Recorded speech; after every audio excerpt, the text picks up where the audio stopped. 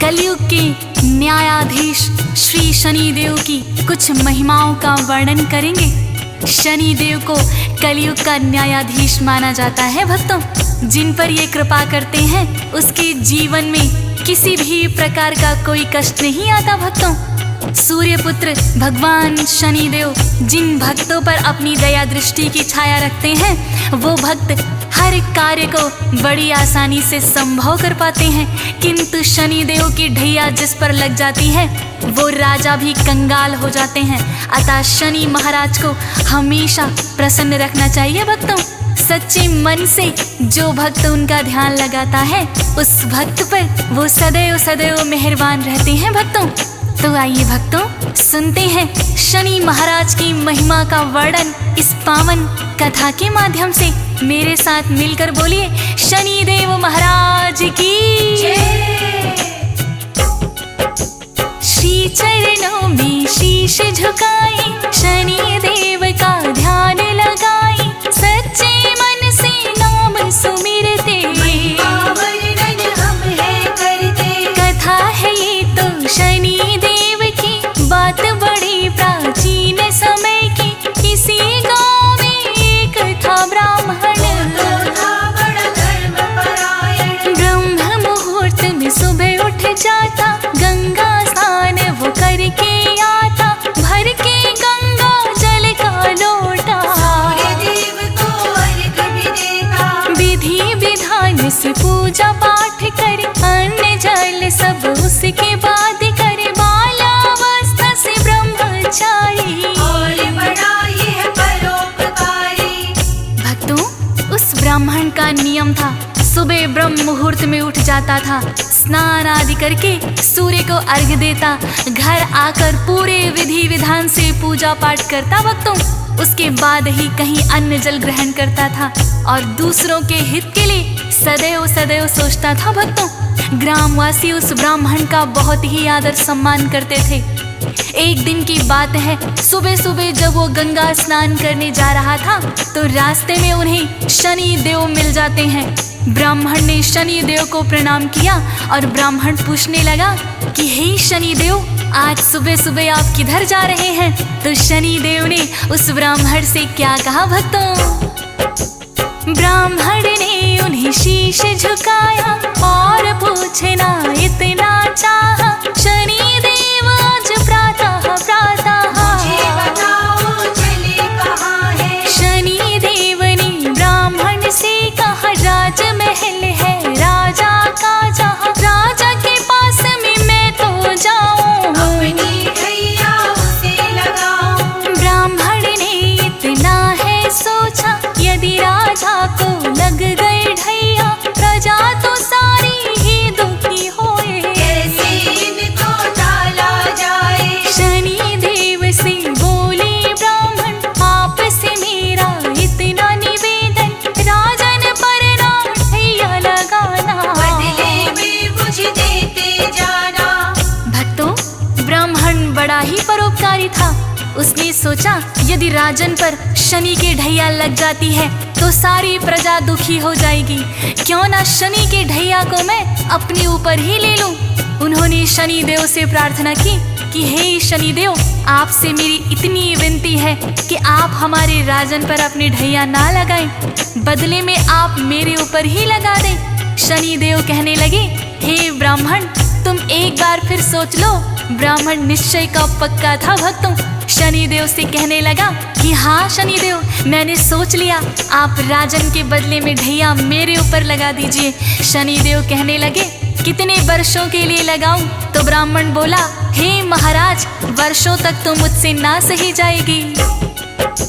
ब्राह्मण का था इतना कहना, वर्षों तक तो होगी सहना, इतनी सी कृपा बरसा दो, पैर के लिए लगा दो। शनि देव ने बात मान ली, ढैया है ब्राह्मण पर लगती, गया ब्राह्मण गंगा स्नान को, शनि देव ढैया उस पर है, गंगा स्नान रहा वो कर है, सूर्य देव को जल है चढ़ाया, करके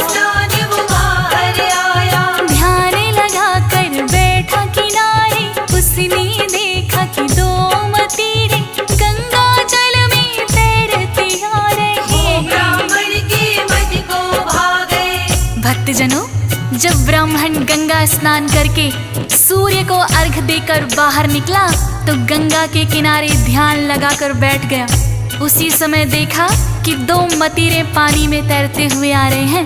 ब्राह्मण ने सोचा पूजा पाठ के बाद आज इन्हीं मतीरों को मैं खाऊंगा। 1.25 पहर तक जब तक शनि की ढैया है मैं ईश्वर का ध्यान करूंगा।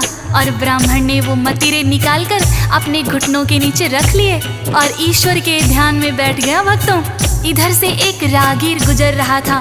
उसने देखा ब्राह्मण अपने दोनों घुटनों के नीचे नरमुंड दबाए हुए हैं।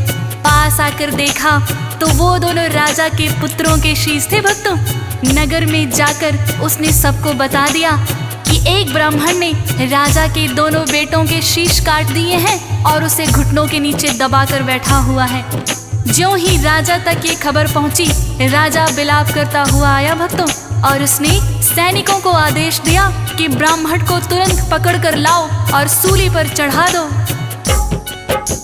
बात नगर में फैल गई है, राजकुमारों की हत्या हुई है। राजा मंत्री को बुलवा कर उसे पकड़ कर, दोनों प्रिय मेरे राजकुमार हैं। ब्राह्मण ने दिया शीश उतारे हैं, सुनकर मुझको हुआ कष्ट है।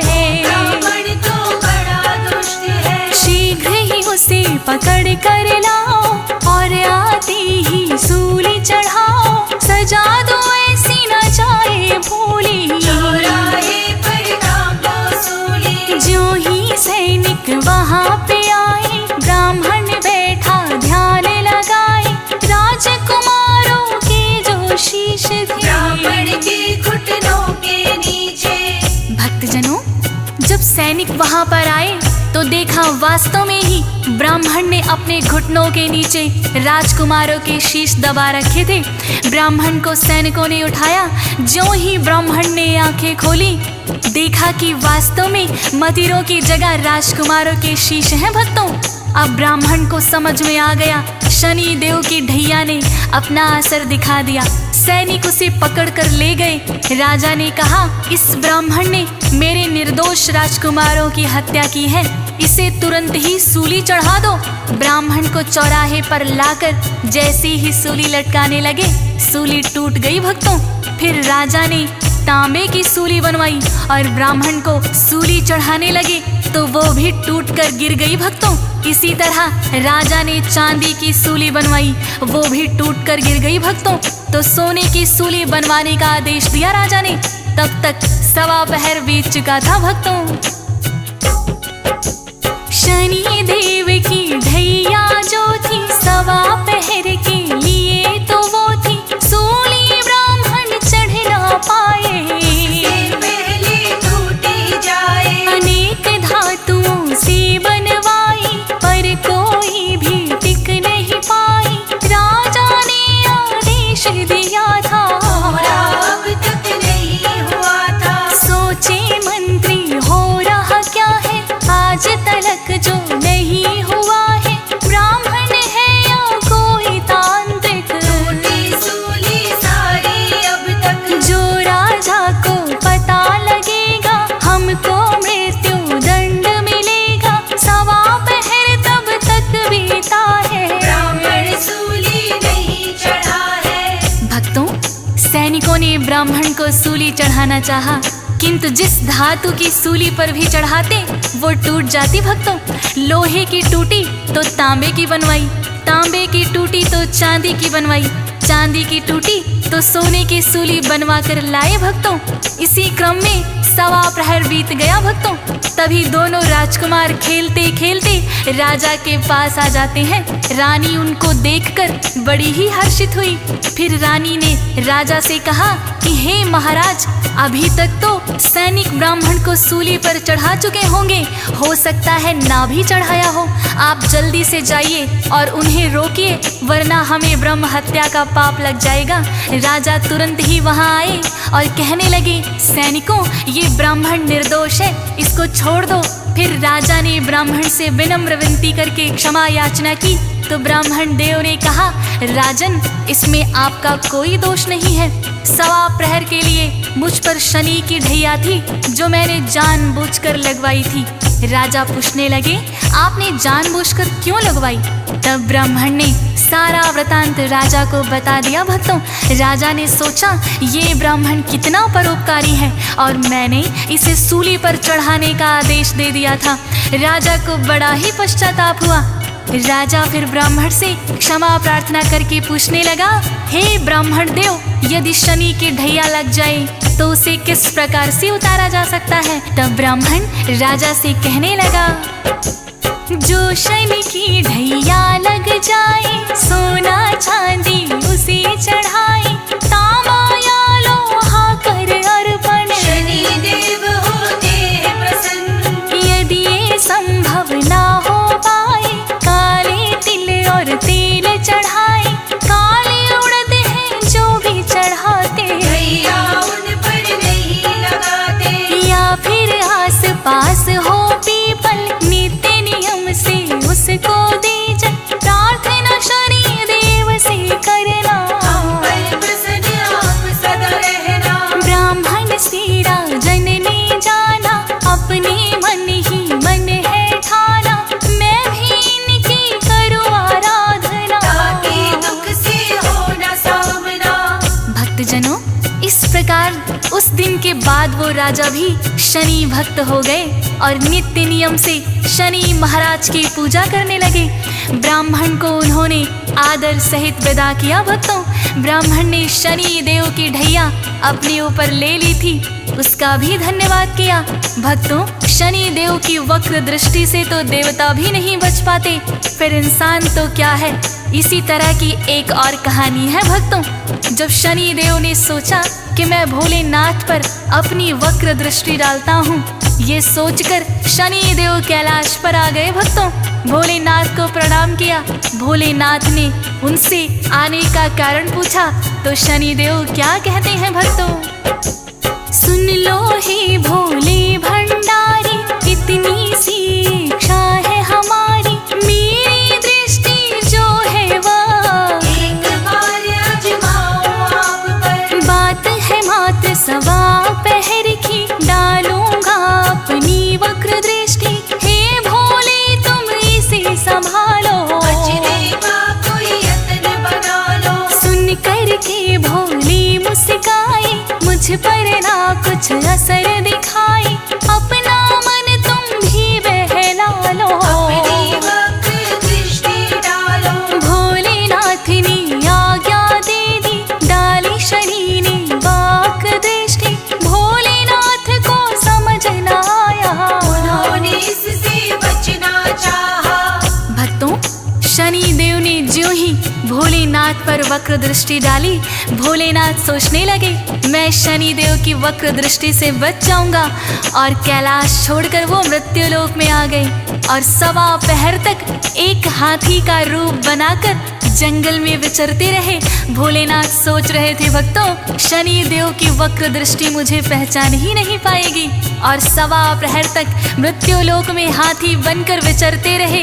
जैसे ही 1.25 प्रहर पूरा हुआ, भोलेनाथ ने सोचा शनि देव की वक्र दृष्टि का मुझ पर कोई असर ना हुआ, अब तो 1.25 प्रहर बीत चुका है, मैं वापस कैलाश पर चलता हूँ।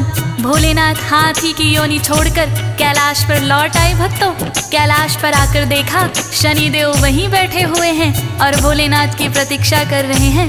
भोलेनाथ शनि देव से कहने लगे, भक्तों, शनि तुम्हारी वक्र दृष्टि मेरा बिगाड़ न पाई कुछ भी, 1.25 प्रहर अब बीत गया है, मुझे देखो कुछ ना भी हुआ है। सुन कर के शनि लगी मुस्कानी, माने आप चाहे ना माने, समझ आपकी नहीं है आया, वक्र दृष्टि ने असर दिखाया। भोलेनाथ ने फिर ये पूछा, वक्र दृष्टि से असर हुआ क्या? वक्र दृष्टि तो हुई निष्फल है, देखो बैठे हम सकुशल हैं। शनि देव ने फिर है बताया, वक्र दृष्टि ने असर दिखा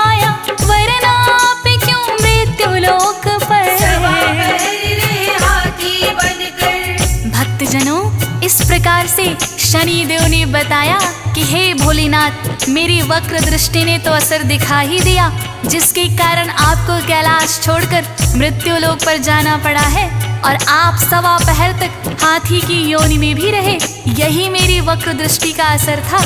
तब भगवान भोलेनाथ ने माना कि हाँ शनिदेव, आपकी वक्र दृष्टि से तो कोई भी नहीं बच सकता, और भोलेनाथ ने शनिदेव को गले लगा लिया भक्तों।